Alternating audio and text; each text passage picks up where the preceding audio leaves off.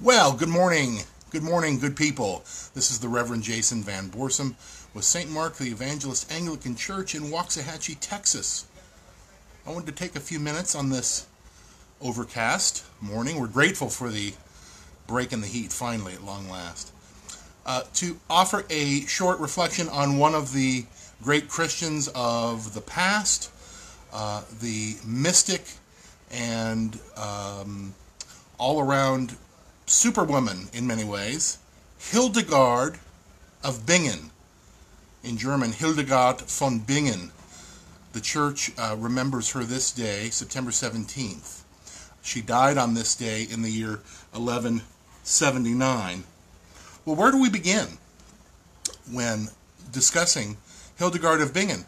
She was an abbess, that is a woman who was in charge of a monastic community, an artist, prolific author, prolific composer, composed countless pieces of sacred music. In fact, Hildegard of Bingen is the first composer whose work to whom we can attribute their work. In other words, the first composer identified as the composer by an individual name.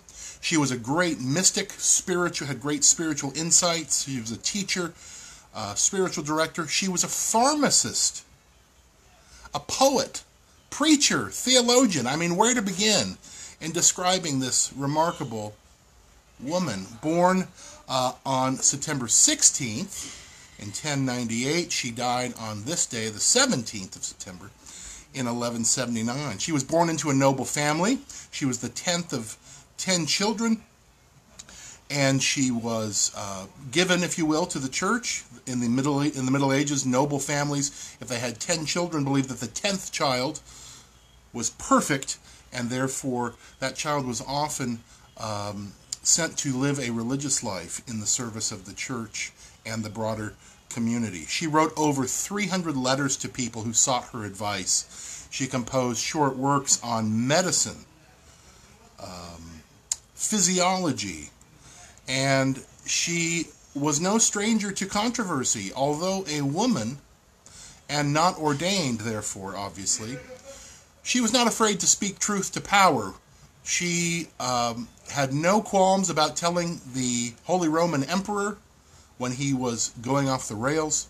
She confronted popes, urging them to begin serious reforms of the church. But we remember her probably most appropriately for her visions, her mystic insights, which caused her spirituality, caused her to see human beings as living sparks of God's love, coming from God as daylight comes from the sun. Hildegard taught that sin destroyed the original harmony of creation, and it was Christ's redeeming death and resurrection that opened up so many new possibilities of living fully as God intended us to live. Like all mystics, Hildegard saw harmony, the harmony of God's creation, and the place of both women and men within God's created economy, if you will. This unity was not apparent to many of her contemporaries. Well, Hildegard of Bingen also, as I said, was a prolific writer, and there are many quotes that we know that are attributed to her. I'll read just two. She said, "Don't let yourself forget that God's grace rewards not only those who never slip, but also those who teeter and fall. So, what do? We sing. Sing. The song of rejoicing softens hard hearts. It makes tears of godly sorrow flow from them. Singing summons the Holy Spirit. Happy praises offered in simplicity and love lead the faithful to complete harmony without discord." We need less discord today, don't we, friends? So, as Hildegard said, don't stop singing. She also said, and some of you will be delighted, and maybe a few of you will be relieved to know this, she also famously advised, writing in Latin, Cerevisiam bibat,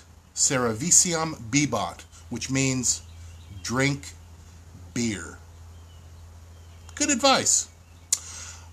If you're interested in hearing some of the music of Hildegard von Bingen, I have pasted a link to a video here which gives a example of some of her magnificent sacred music, which still survives, is still sung, still performed. So let's remember, great saint, great mystic, all around wonderful human being, great gift to the church, Hildegard of Bingen, who died on this day, September 17th, 1179.